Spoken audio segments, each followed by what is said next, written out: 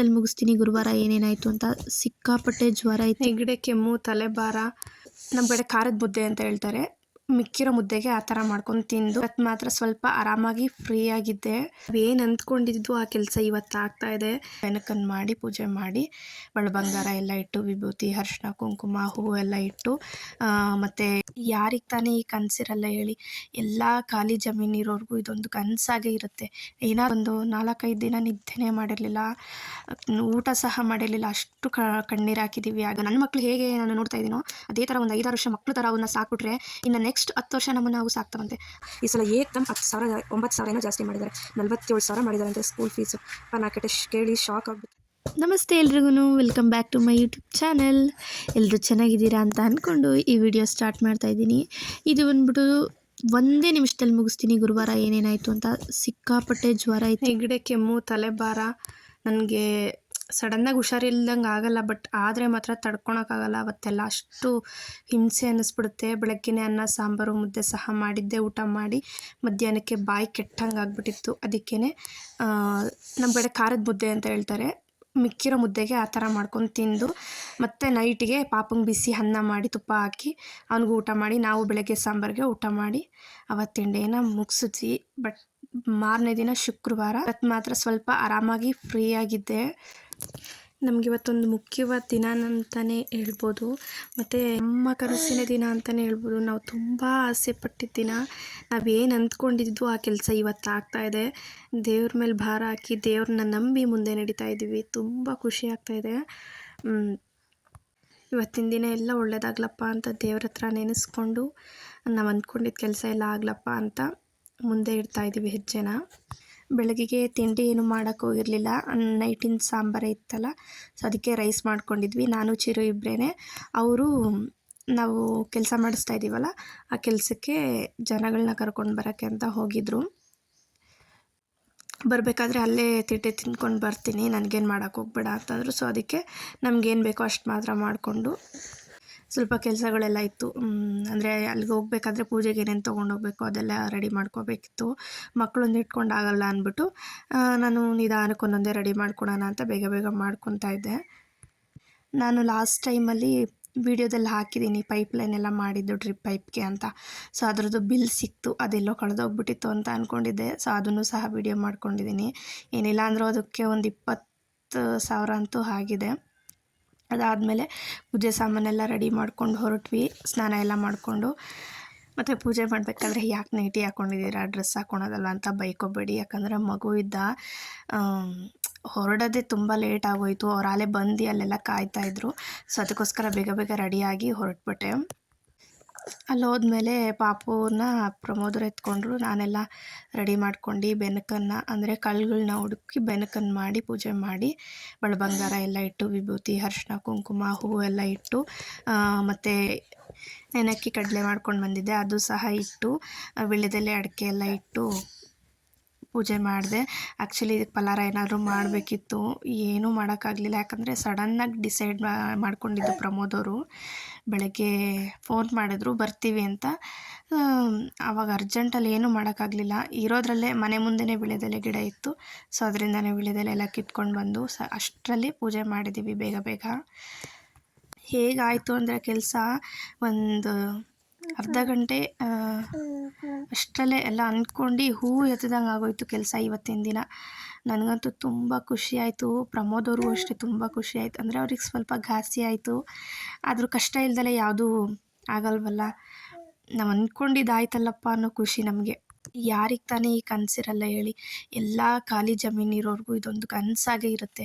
ಏನಾದರೂ ನಮ್ಮ ಜಮೀನಲ್ಲಿ ಬೆಳಿಬೇಕು, ಏನಾದರೂ ನಾವು ಮಾಡಬೇಕು ಅನ್ನೋದು. ನಮಗೂ ಅದೇ ಥರ. ಆ್ಯಕ್ಚುಲಿ ನನಗೆ ಈ ಜಮೀನಲ್ಲಿ ಏನು ಖಾಲಿ ಇರಲಿಲ್ಲ. ಫಸ್ಟು 40 32 34 ತೆಂಗಿನ ಗಿಡಗಳಿತ್ತು. ಕೆರೆ ತುಂಬಿ ನಮ್ಮ ಜಮೀನು ಸಹ ತುಂಬಿ ಅಷ್ಟು ಮಳೆ ಬಂದಿತ್ತು.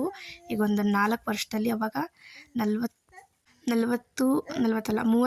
ತೆಂಗಿನ ಗಿಡಗಳು ಸಹ ಹೊರಟೋಗ್ಬಿಟ್ಟು ಆ ಟೈಮಲ್ಲಂತೂ ಗಿಡಗಳು ಹೋದಾಗ, ಯಾಕಂದರೆ ಮಕ್ಕಳು ಸಾಕ್ದಂಗೆ ಸಾಕ್ಬಿಟ್ಟಿದ್ದು, ಬಿಡಿ ಅದು ನೆನೆಸ್ಕೋಬಾರ್ದು. ಅದಾದಮೇಲೆ ಮತ್ತೆ ಮನೆ ಹತ್ರ ಹೋಗಿದ್ದೆ, ಅವರೆಲ್ಲ ಕೆಲಸ ಮಾಡಿಸ್ತಾಯಿದ್ರು. ಕೆಲಸ ಮಾಡಿಸೋದಂದರೆ ಆ್ಯಕ್ಚುಲಿ ಅವ್ರಿಗೆ ಕಾಂಟ್ರಾಕ್ಟ್ ಕೊಟ್ಬಿಟ್ಟಿದ್ದು, ಕೂಲಿ ಅಂತಲ್ಲ. ಕೂಲಿ ಅಂದರೆ ಸ್ವಲ್ಪ ಕಷ್ಟ ಆಗುತ್ತೆ ಅಂದ್ಬಿಟ್ಟು ಕಾಂಟ್ರಾಕ್ಟಲ್ಲೇ ಕೊಟ್ಟಿದ್ದು ನಾವು. ಕುಡಿಯೋಕ್ಕೆ ನೀರು ಬೇರೆ ಬೇಕಿತ್ತಲ್ಲ, ಅವ್ರೇನು ಊಟ ತಿಂಡಿ ಏನು ಹೇಳಿರಲಿಲ್ಲ, ಕುಡಿಯೋಕ್ಕೆ ನೀರು ಬೇಕಿತ್ತಲ್ಲ ಅವ್ರಿಗೆ ಅಂದ್ಬಿಟ್ಟು ಮನೆ ಹತ್ರ ಹೋಗಿ ನೀರೆಲ್ಲ ತುಂಬಿಟ್ಟಿದ್ದೆ. ಅವ್ರು ಗಾಡೀಲಿ ತೊಗೊಂಡೋಗಿದ್ರು.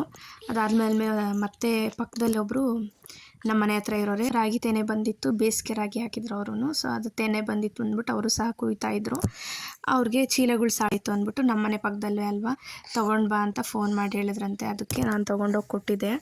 ಅವರು ಪ್ರಮೋದ್ ಅವ್ರು ತೊಗೊಂಡೋಗಿ ಅವ್ರ ಹತ್ರ ಕೊಡ್ತಾಯಿದ್ರು. ನಾನು ಅದಕ್ಕೆ ಅಲ್ಲೇ ಗಿಡಗಳು ಹಾಕ್ತಾಯಿದ್ರಲ್ಲ ನೋಡ್ಕೊಂಡು ಹಂಗೆ ವೀಡಿಯೋ ಮಾಡ್ತಾಯಿದ್ದೆ. ಎಷ್ಟು ಖುಷಿ ಆಗ್ತಾಯಿತ್ತು ಅಂದರೆ, ಇನ್ನು ಇದನ್ನು ಒಂದು 4-5 ವರ್ಷ ನಾವು ಇವಾಗ ನನ್ನ ಮಕ್ಕಳು ಹೇಗೆ ನಾನು ನೋಡ್ತಾ ಇದ್ದೀನೋ ಅದೇ ಥರ ಒಂದು 5-6 ವರ್ಷ ಮಕ್ಕಳು ಥರ ಅವನ್ನ ಸಾಕ್ಬಿಟ್ರೆ ಇನ್ನು ನೆಕ್ಸ್ಟ್ 10 ವರ್ಷ ನಮ್ಮನ್ನು ಅವು ಸಾಕ್ತವಂತೆ.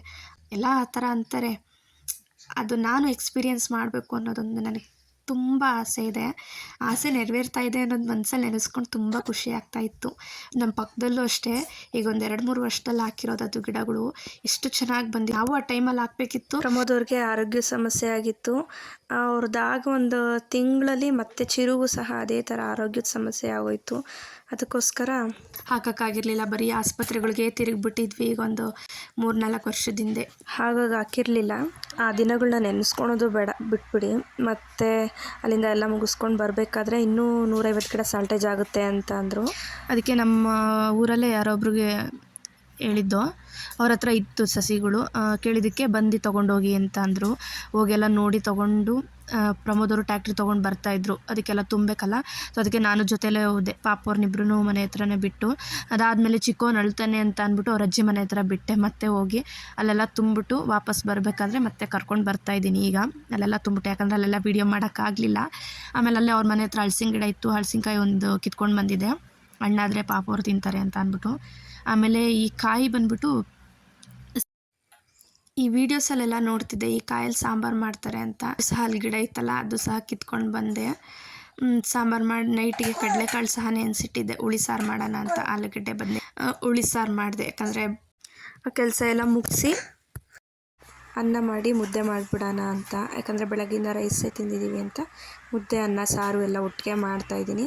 ಎಲ್ಲ ಅಡುಗೆ ಆದಮೇಲೆ ಪ್ರಮೋದ್ ಅವರು ಸ್ಕೂಲ್ ಫೀಸ್ ಕಟ್ಬಿಟ್ಟು ಚಿರುಗೆ ಬುಕ್ಸ್ ಎಲ್ಲ ತೊಗೊಂಡು ಬಂದಿದ್ರು. ಅದನ್ನು ನೋಡೇ ಇರಲಿಲ್ಲ, ಎತ್ತಿಟ್ಬಿಟ್ಟಿದ್ದೆ.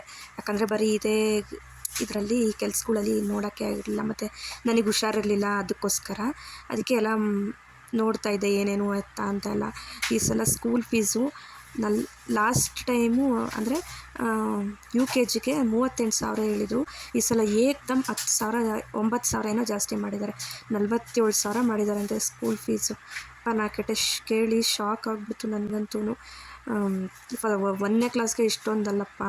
ನಾವು ಡಿಗ್ರಿ ತನಕ ಓದಿದ್ರೂ ನನಗೆ 50,000 ಓದೋದಕ್ಕೆ ಖರ್ಚಾಗಿದೆಯೋ ಇಲ್ವೋ ಅಂತ ನನಗೆ ಗೊತ್ತಿಲ್ಲ.